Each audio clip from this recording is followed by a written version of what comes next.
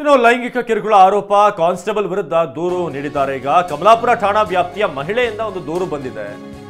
Constable ವಿರುದ್ಧವೇ ಬಂದಿರುವಂತಹ ದೂರಿದು ಲೈಂಗಿಕ ಕಿರುಕುಳ ಅಂತ.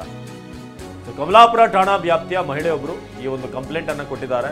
ಕಲಬುರಗಿ ಕಮಲಾಪುರ ಠಾಣೆಯ ಪಿಸಿ ದೇವರಾಜ್ ವಿರುದ್ಧ ಈ ಒಂದು ಆರೋಪ ಇರೋದು. ಕೌಟುಂಬಿಕ ಕಲಹ ಹಿನ್ನೆಲೆ ದೂರು ನೀಡಲು ಬಂದಿದ್ದಂತಹ ಮಹಿಳೆ. ಈ ವೇಳೆ ಮಹಿಳೆಗೆ ಪರಿಚಯವಾಗಿದ್ದಂತ ಕಾನ್ಸ್ಟೇಬಲ್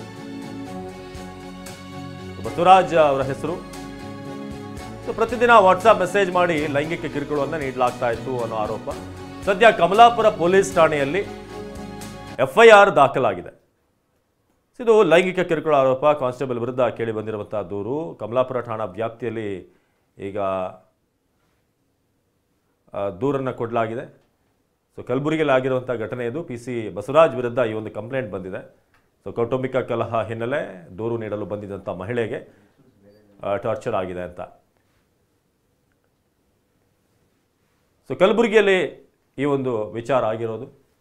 ಪ್ರತಿದಿನ ವಾಟ್ಸಾಪ್ ಮೆಸೇಜ್ ಮಾಡಿ ಲೈಂಗಿಕ ಕಿರುಕುಳವನ್ನು ನೀಡ್ತಿದ್ದಾರೆ ಅಂತ. ಅಂದರೆ ಸಾಮಾನ್ಯವಾಗಿ ಕಾಂಟ್ಯಾಕ್ಟ್ ನಂಬರನ್ನು ತೆಗೆದುಕೊಳ್ಳುವಂಥದ್ದಾಗುತ್ತೆ, ಮತ್ತೆ ವಿಚಾರಣೆ ಕರೆಯುವಂಥದ್ದು ಅಥವಾ ಏನಾದರೂ ಮಾಹಿತಿ ಸಿಕ್ಕಾಗ ಅದ್ರ ಬಗ್ಗೆ ಇನ್ಫಾರ್ಮೇಷನ್ ಕೊಡೋದಕ್ಕೆ. ಆದರೆ ಆ ನಂಬರ್ ಮೂಲಕವೇ ತೊಂದರೆ ಕೊಡ್ತಿದ್ದಾರೆ ಅಂತ.